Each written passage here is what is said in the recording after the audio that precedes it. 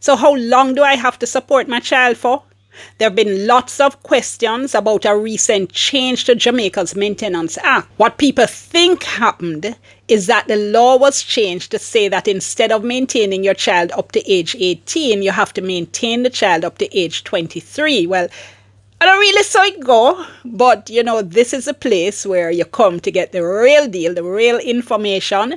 And I'm going to talk a little bit as well about the connection of this whole story to deadbeat dads. Thank you so much for joining me courtside. I'm Dionne Jackson Miller. So, there was a lot of reporting that the Jamaican Parliament had changed the Maintenance Act to say that parents have to maintain children up to the age of 23 if they were still in school. Well, that's not quite what happened. The Maintenance Act is a 2005 law.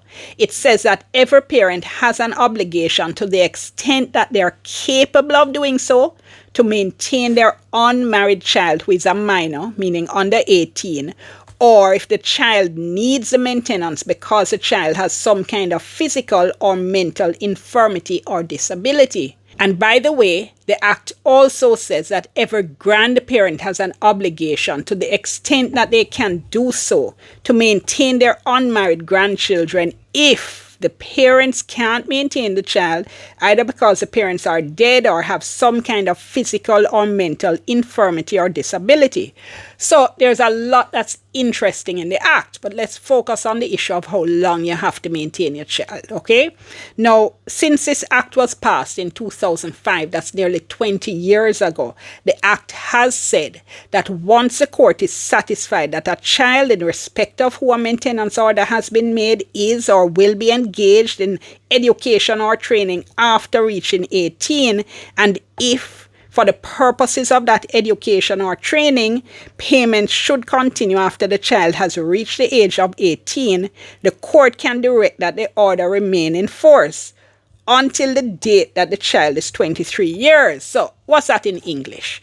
What it's saying is that since 2005, the law in Jamaica has been that if there's a maintenance order that's in place in regard to a child, and then the child has reached 18 years, and the child is doing further education and training, or will be doing further education or training, that the court can order that that maintenance order be extended to help provide for that education or training for the child up until the child is 23 years. So this has been the law for nearly 20 years. So why all the excitement?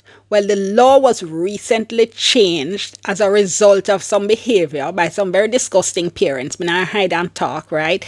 And let's call a spade a spade. So you had a situation where a parent might have applied for a maintenance order shortly before the child turned 18 because they knew the child would be going on to do further education or training, and they wanted help with that. And what you would have is that the other parent now would drag his feet deliberately until the child turned 18, and would then say at that point, well, the law says there's no maintenance order in place, so you're not obliged, I am not obliged to pay any more maintenance. The court can't make me, bye-bye. Like I say, disgusting behavior, because if you can help the picnic, why on earth would you not do so? And I want to be clear. Of course, we know there are some parents who can't afford to help with higher education or any kind of training. The law makes allowance for that. So that's not what we're talking about. We're talking about cases where parents can afford to pay. So what this amendment, what this change to the law does now is that it allows a parent to go to court and ask for a maintenance order for a child even after the child has passed 18 years if the child is going to be going on to the further education or training. And the parent can do this even if there wasn't a maintenance order in place before. So let me give you an example of how this might work. So suppose you have a child, right? The child is in high school or primary school, then high school, and you maybe you ask for maintenance a couple times, the other parent is giving you a fight, and you just say you can't bother. You're not go court, you're not putting yourself through no more stress, you're not beg him or her no more money, you're done. You're just going to cover it all by yourself, and you cover the maintenance of the child all through the primary school years, all through the high school years. Now the child reaches 18 now and wants to go on to do further education or training, say university for instance, and this is the point at which it's hard for you to cover it yourself, so you want some assistance from the other parent, what this law now does is to say that the court can order maintenance to help with that education or training, even if there wasn't any maintenance order before the child was 18, because remember, you had said you could manage it yourself. And what the law also does is to say that even if the parent, for instance, says, me no business, me know you want to go college, but me can't put myself through that, I'm not going to court, me have no conversation with that person or no dealings with that person, the law actually now allows a child to go to court and ask for that maintenance order to help with the education or training, again, even if the child has passed 18 years. Remember, 23 is the limit, so the maintenance payments now can go up to 23 years. A child is 23 if they're doing this education or training course. And you can imagine some courses, for example, you can think of law, you can think of medicine, where those additional years would be necessary. So let's talk a little bit then about deadbeat parents. Now I'm starting off by saying parents because the law is what we call gender neutral, right? It doesn't speak to man or woman. It doesn't say mothers must maintain their children. It doesn't say fathers must maintain their children. It says parents must maintain their children. But I don't know, in reality, a lot of the problems with non-payment of maintenance is with deadbeat dads, because in many cases, if not most cases, certainly in Jamaica, the children live with the mother. And let me say right up front, I know there are a whole heap of awesome men out there who are taking care of their children, who are shouldering their responsibilities, so me not talk about you. So don't get in your feelings if you hear me cussing deadbeat dads if you know you're doing the right thing. This then has no applicability to you. Help me cuss the one them are not doing what they're supposed to do. But deadbeat dads are a problem. Here's a Gleaner editorial about Justice Minister Delroy Chuck speaking in 2019 about deadbeat dads making it difficult for mothers who are trying to get their children back to school. In 2020, Gender Affairs Minister Olivia Babsy-Grange in this Gleaner article was talking about ways to force men to support their children. I mean, how disgusting and just disgraceful is that? This 2021 article in the Star was about a woman who was talking about problems she had because the father of her daughter migrated to the US and just stopped paying child support.